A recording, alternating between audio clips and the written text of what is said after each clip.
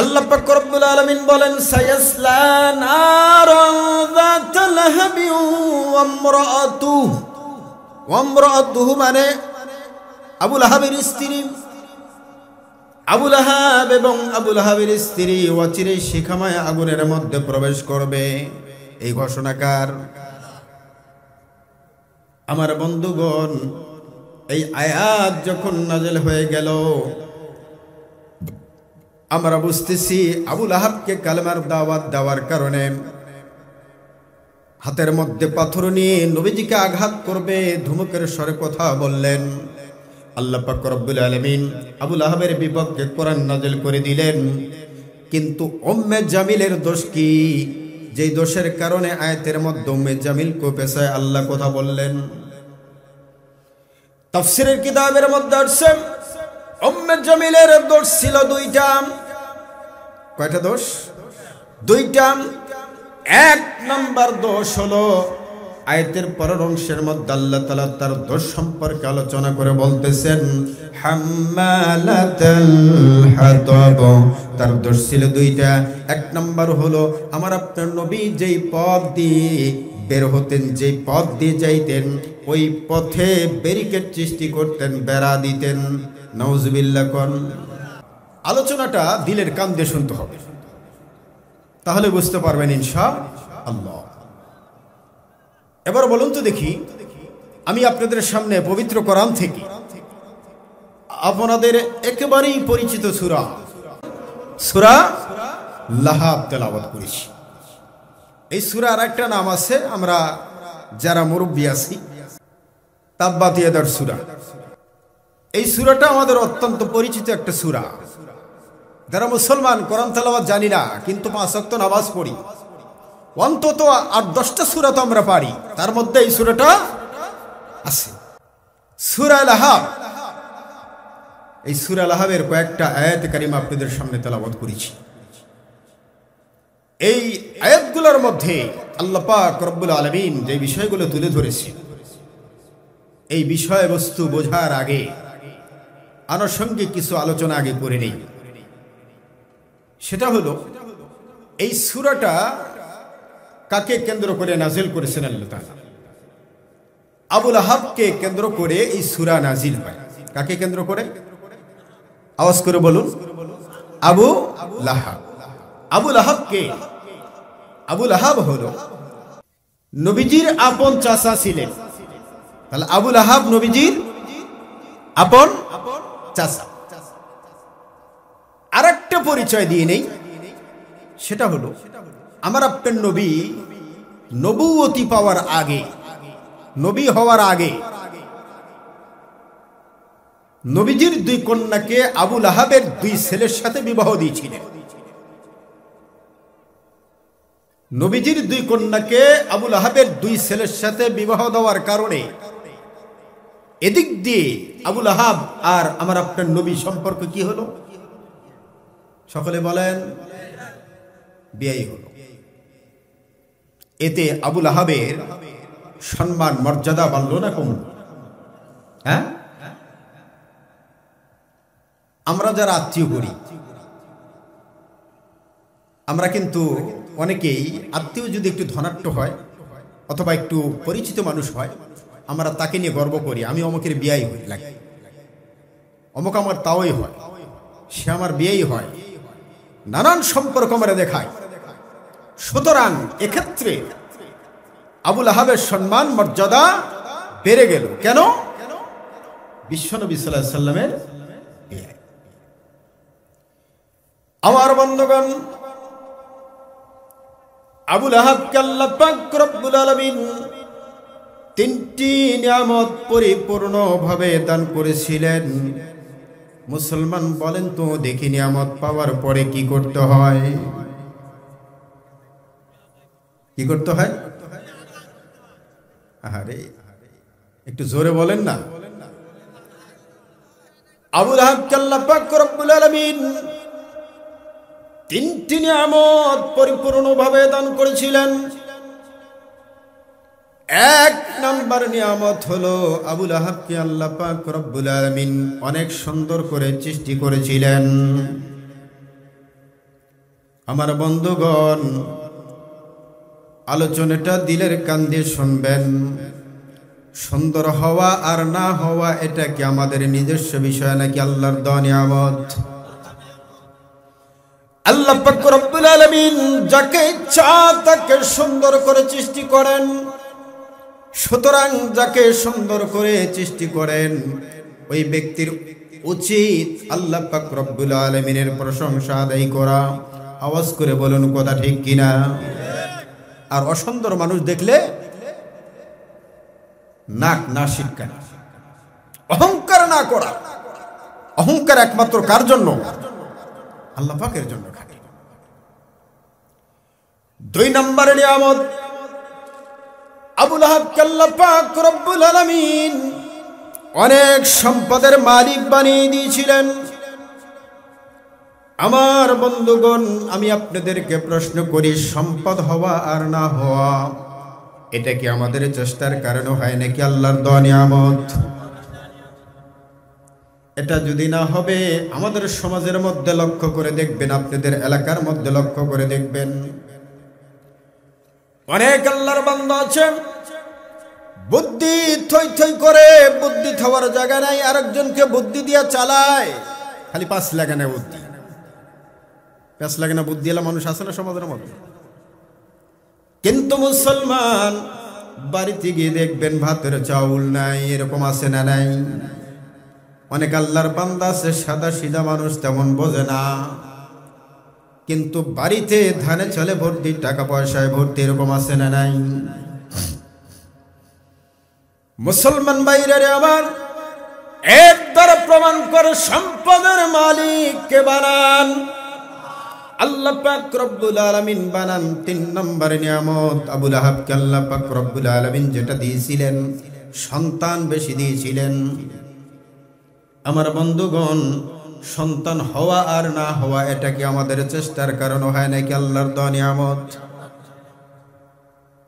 তা যদি না হবে, আমাদের সমাজের মধ্যে তাকায় দেখবেন অনেক দম্পতি জীবন আছে, বিয়ের বয়স 5 বছর, 10 বছর, 15 বছর, 20 বছর হয়ে গেছে, আল্লাহ সন্তান দেয় নাই। টাকা পয়সার অভাব নাই, প্রচুর টাকা সম্পদের অভাব নাই, কিন্তু সন্তান আল্লাহ দেয় নাই। অনেক আল্লাহর বান্দা আছে সম্পদ নাই, দারিদ্র মানুষ, গরিব মানুষ, কিন্তু বছর ঘুরতে দেয় না, এরকম আছে না নাই? প্রতি বছর একটা করে। আমার বন্ধুগণ, সন্তান আল্লাহ পাক রব্বুল আলামিন দেন।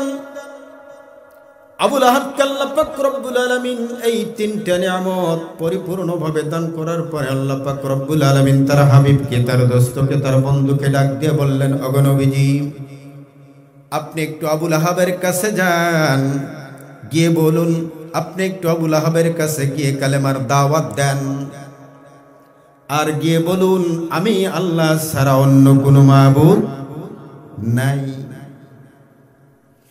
যদি মানব জাতি বোঝে নিয়ামতের শুকরিয়া আদায় করলে মুসলমান হয়ে যাবে, কালেমা পড়বে, আপনার হাতে হাত রেখে কালেমা পড়ে মুসলমান হয়ে যাবে। আল্লাহ পাক রব্বুল আলামিন বলে দিলেন, লা ইন শাকারতুম লা আযীদান্নাকুম ওয়া লা ইন কাফারতুম ইন্না আযাবি লাশাদীদ।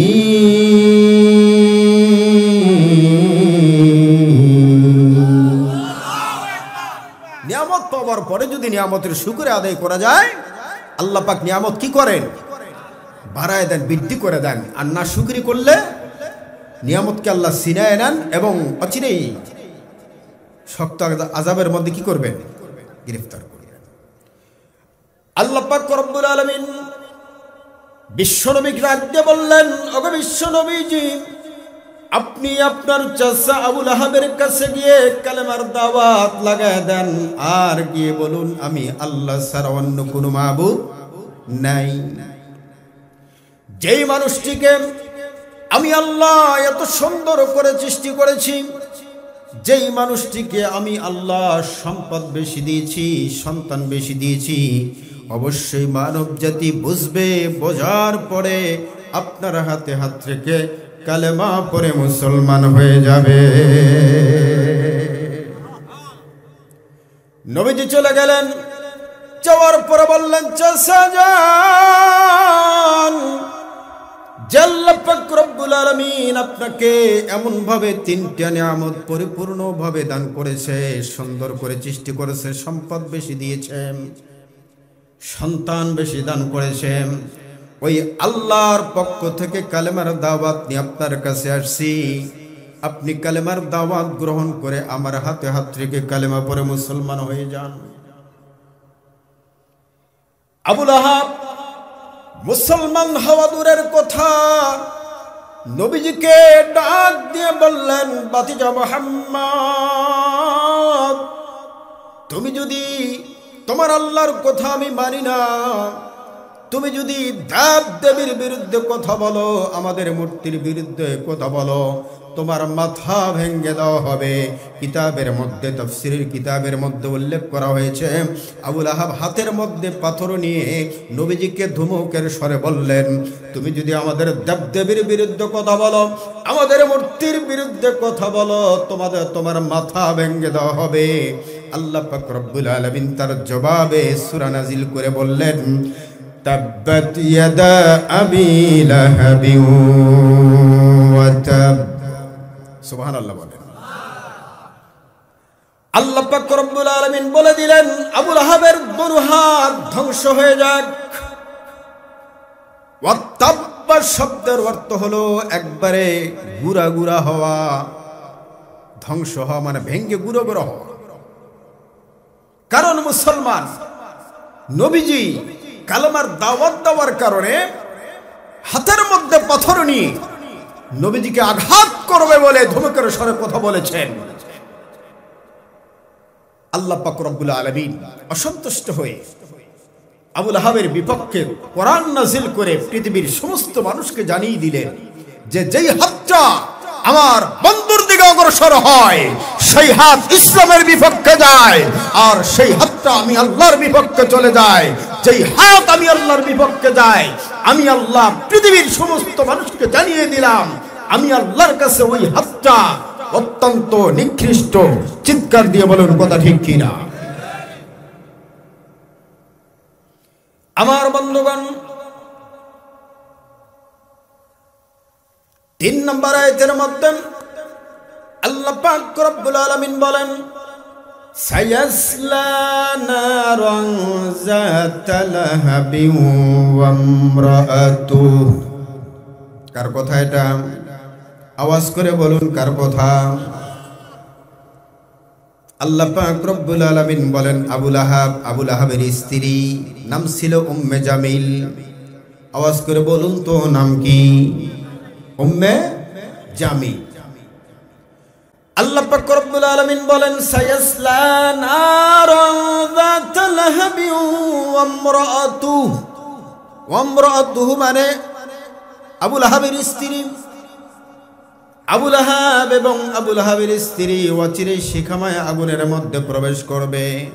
এই ঘোষণাকার। আমার বন্ধুগণ, এই আয়াত যখন নাযিল হয়ে গেল, আমরা বুঝতেছি আবু লাহাবকে কালেমার দাওয়াত দেওয়ার কারণে হাতের মধ্যে পাথর নিয়ে নবীজিকে আঘাত করবে, ধুমকের স্বরে কথা বললেন। আল্লাহ পাক রব্বুল আলামিন আবু লাহাবের বিপক্ষে কোরআন নাযিল করে দিলেন। কিন্তু উম্মে জামিলের দোষ কি? যেই দোষের কারণে আয়াতের মধ্যে উম্মে জামিলকে পেছায় আল্লাহ কথা বললেন। তাফসীরের কিতাবের মধ্যে আছে, উম্মে জামিলের দোষ ছিল 2টা। কয়টা দোষ? 2টা। 1 নম্বর দোষ হলো, আয়াতের পরের অংশের মধ্যে আল্লাহ তাআলা তার দোষ সম্পর্কে আলোচনা করে বলতেছেন, হাম্মালাতাল হাতাব। তার দোষ ছিল 2টা। 1 নম্বর হলো, আমার আপনার নবী যেই পথ দিয়ে বের হতেন, যেই পথ দিয়ে যাইতেন, ওই পথে ব্যারিকেড সৃষ্টি করতেন, বেড়া দিতেন। নাউজুবিল্লাহ কোন। এটা ভালো গুণ নাকি? আওয়াজ করে বলুন। বড় আকারের দোষ। আমার আপনার নবী যেই রাস্তা দিয়ে যাইতো, নবীর পথে ব্যারিকেড দিত, বেড়া দিত। অন্য বর্ণনায় আসছে নবীজির ঘরের দরজায় কাঁটা দিয়ে আসতো, দরজা খুললেই যেন কাঁটার উপরে পা পড়ে। আমার বন্ধুগণ, 2 নম্বর দোষ উম্মে জামিলের তাফসীরের কিতাবের মধ্যে উল্লেখ করা হয়েছে। উম্মে জামিল মক্কার প্রত্যেকটা মানুষের কাছে গিয়ে অপপ্রচার করত, নবীকে নিয়ে অপপ্রচার করত। কি অপপ্রচার চালাইত? মক্কার প্রত্যেকটা মানুষের কাছে আমার আপনার নবীকে নিয়ে অপপ্রচার করত, বলতো মুহাম্মদ পাগল, তার কাছে তোমরা যাবা না, তার কথাও শুনবা না, সে পাগলের মতন আবল তাবল বলে। মুহাম্মদ কি পাগল, তোমরা তার কাছে যাইবা না, তার কথা শ্রবণ করবে না। এই যে মারাত্মক 2টা দোষের কারণে আল্লাহ পাক রব্বুল আলামিন আবু লাহাবের স্ত্রীকে পেশায় কথা বললেন। মক্কার প্রত্যেকটা মানুষের কাছে গিয়ে বলে, মুহাম্মদ আমার ভাতিজা হয়, আবার বিয়েও হয়, আমার চাইতে তোমরা বেশি কেউ চেনো না, সুতরাং তার কাছে তোমরা যাইও না। উম্মে জামিল যখন মক্কার প্রত্যেকটা মানুষের কাছে নবীকে নিয়ে অপপ্রচার চালায়, নবীর বিরুদ্ধে বদনাম করে, নবীজি 2 চোখের পানি ঝরে আল্লাহ পাক রব্বুল আলামিনকে ডাক দিয়ে বলেন, আল্লাহ, আমার নিজস্ব মানুষরা, আমার আপন মানুষেরা যদি আমার বিপক্ষে কথা বলে, তাহলে দাওয়াতের কাজ আমি কার কাছে করব, কালেমা প্রচার কার কাছে করব? আল্লাহ পাক রব্বুল আলামিন বন্ধুকে সান্ত্বনা দিয়ে বললেন, বন্ধু, আপনি টেনশন করবেন না, চিন্তা করবেন না, যাদের কাছে আপনার বদনাম করবে তাদের দিলের মালিক হলাম আমি আল্লাহ। যাদের কাছে বদনাম করবে, আপনাকে পাগল বলবে, তাদের দিলের মালিক কে? তাদের দিলটা আপনার দিকে আমি ঘুরায় দিব। এ মুসলমান, কথাগুলো খেয়াল করে শুনবেন। উম্মে জামিল যার কাছেই যায় বলে, মুহাম্মাদের কাছে তোমরা যায় না, তার কথা শোনো না, মুহাম্মদ একজন পাগল, সে আমার বিয়াই হয়, আমার ভাতিজা হয়।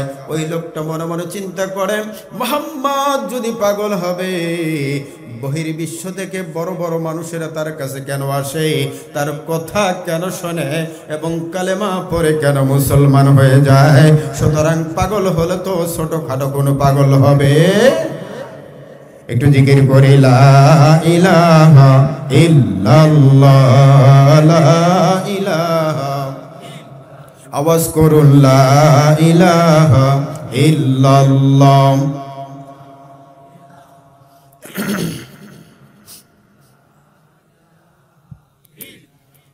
ইল্লাল্লাহু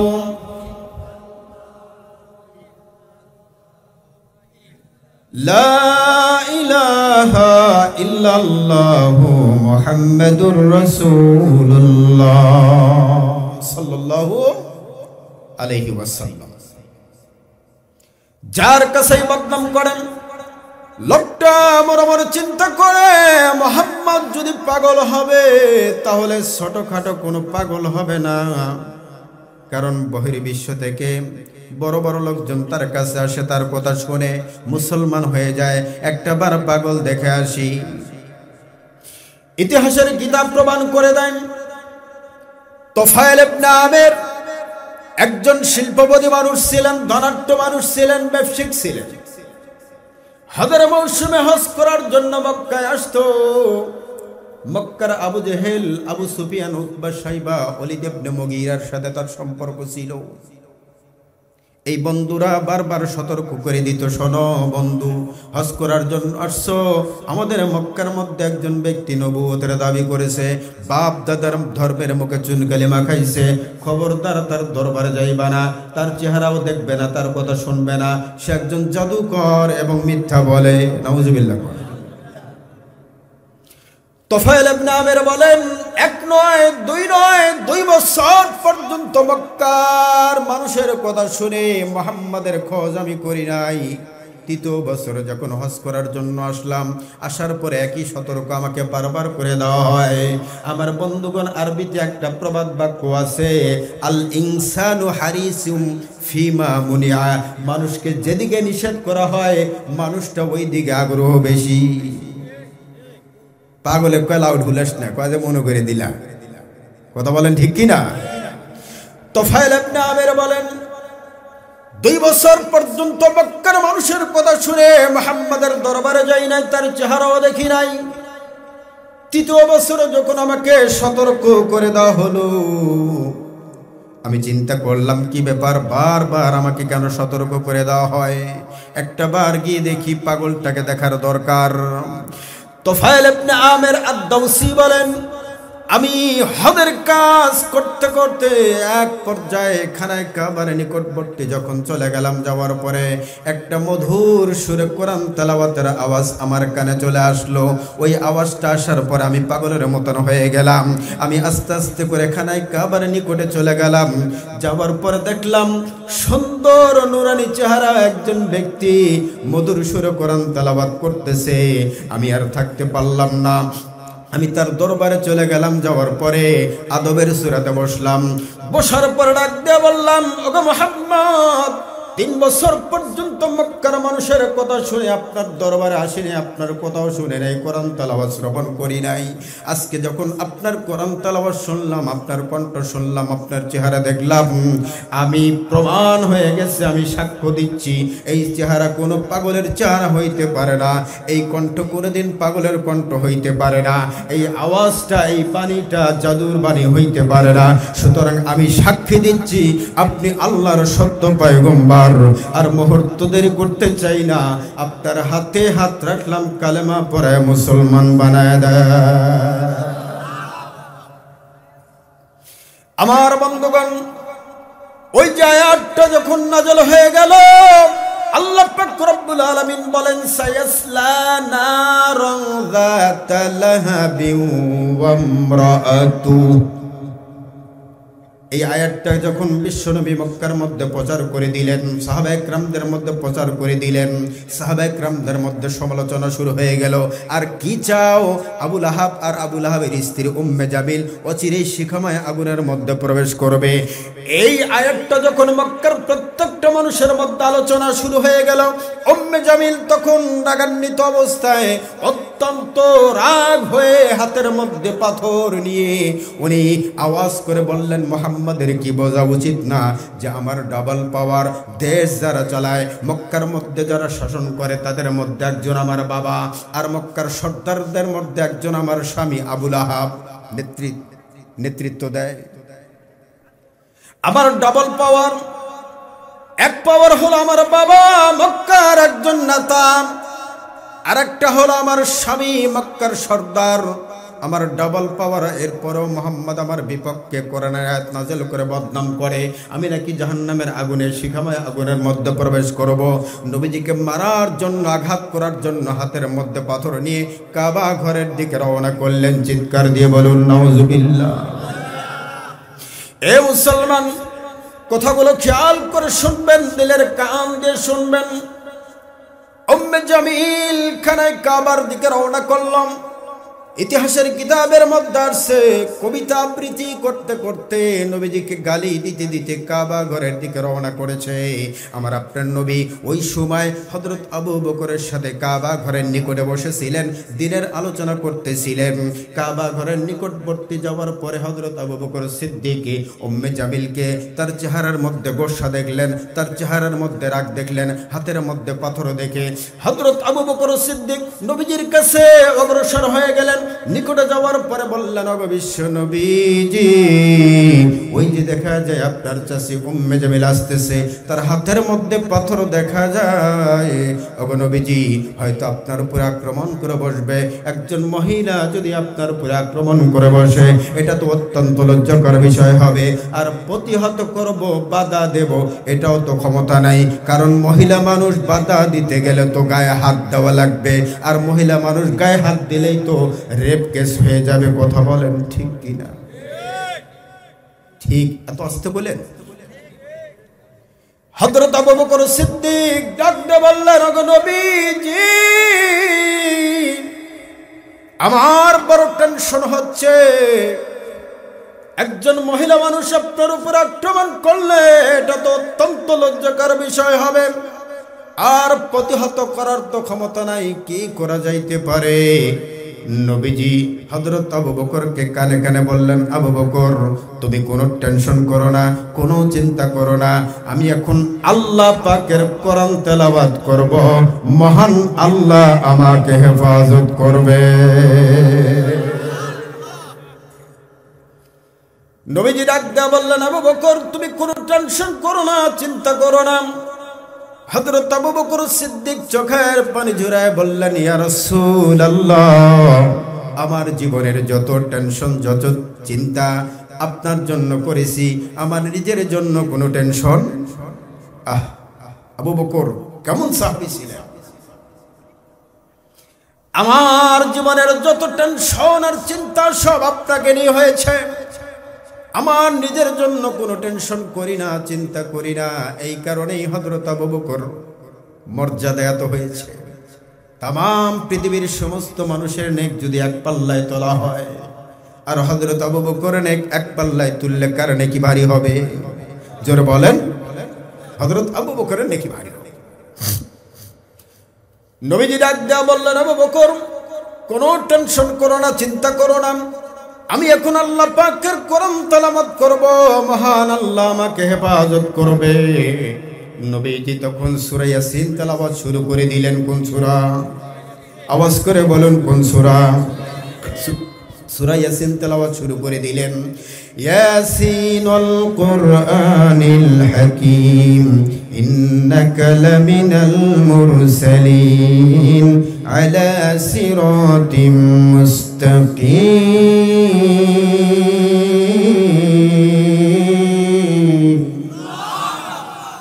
নবীজি কোরআন তেলাওয়াত করেন।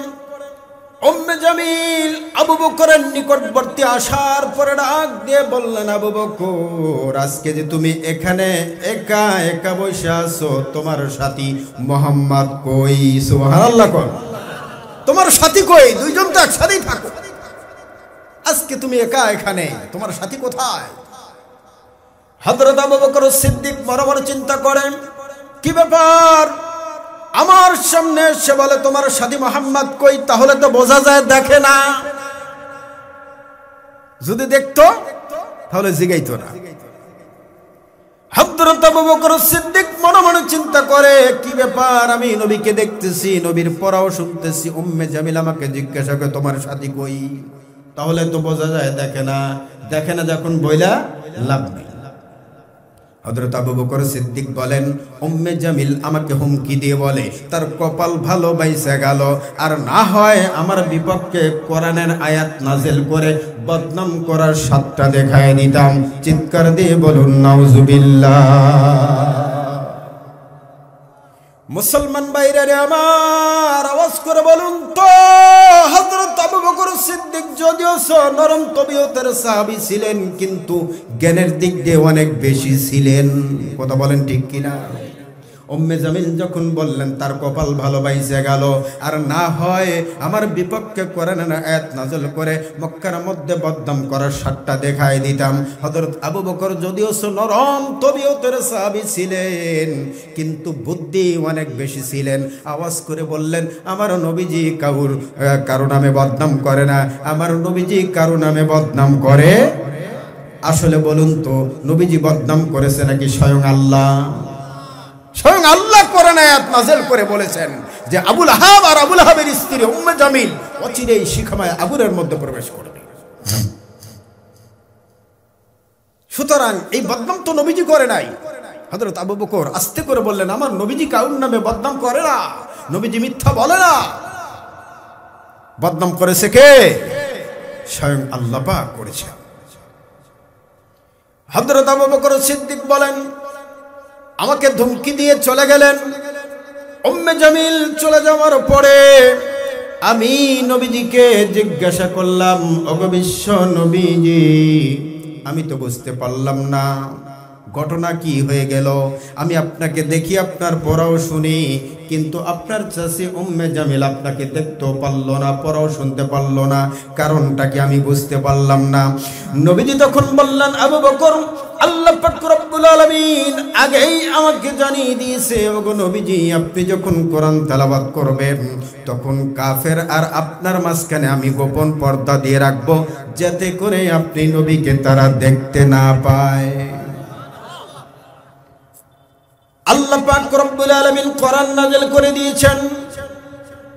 আল্লাহ পাক বলেন, وَإِذَا قَرَأْتَ الْقُرْآنَ جَعَلْنَا بَيْنَكَ وَبَيْنَ الَّذِينَ لَا يُؤْمِنُونَ بِالْآخِرَةِ حِجَابًا مَسْتُورًا।